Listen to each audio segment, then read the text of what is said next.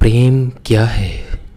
ढाई अक्षर या ईश्वर या फिर पूजा या इबादत? सदैव याद रखो, जब प्रेम तुम्हें अपनी ओर बुलाए तो उसका अनुगमन करो, यद्यपि उसकी राहें विकट और विषम हैं।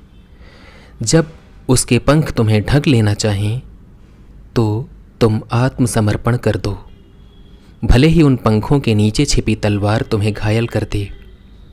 और जब वह तुमसे बोले तो उसमें विश्वास रखो, भले ही उसकी आवाज़ तुम्हारे सपनों को चकनाचूर कर डाले, जिस तरह झंझावात बगीचे को उजाड़ देता है। क्योंकि प्रेम जिस तरह तुम्हें मुकुट पहनाएगा उसी तरह शूली पर भी चढ़ाएगा। जिस तरह वह तुम्हारे विकास के लिए है उसी तरह तुम्हारी काट छांट के लिए भी। जिस प्रकार वह तुम्हारी ऊंचाइयों तक चढ़कर सूर्य की किरणों में कांपती हुई तुम्हारी कोमलतम कोपलों की देखभाल करता है, उसी प्रकार वह तुम्हारी नीचाइयों तक उतरकर भूमि में दूर तक गड़ी हुई तुम्हारी जड़ों को भी झकझोर डालता है। अनाज की बालियों की तरह वह तुम्हें अपने अंदर भर लेता है, तुम्हें नंगा करने के लिए कूटता है, तुम्हारी भूसी दूर करने के लिए तुम्हें फटकता है, तुम्हें पीसकर श्वेत बनाता है, तुम्हें नरम बनाने तक गूंथता है और तब तुम्हें अपनी पवित्र अग्नि पर सेंकता है, जिससे तुम प्रभु की पावन थाली की पवित्र रोटी बन सको। प्रेम तुम्हारे साथ यह सारी लीला इसलिए करता है कि तुम अपने अंतरतम के रहस्यों का ज्ञान पा सको और उसी ज्ञान द्वारा जगत जीवन के हृदय का एक अंश बन सको।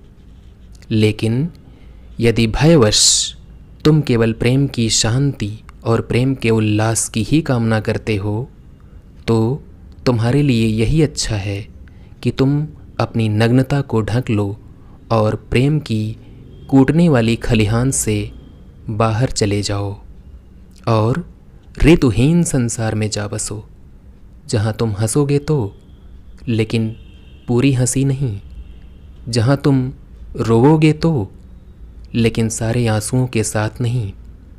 प्रेम किसी को अपने आप के सिवा न कुछ देता है, न किसी से अपने आप के सिवा कुछ लेता है।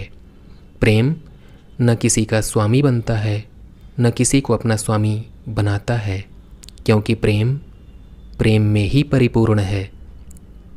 जब तुम प्रेम करो तब ये ना कहो ईश्वर मेरे हृदय में है, बल्कि ये कहो मैं ईश्वर के हृदय में हूँ।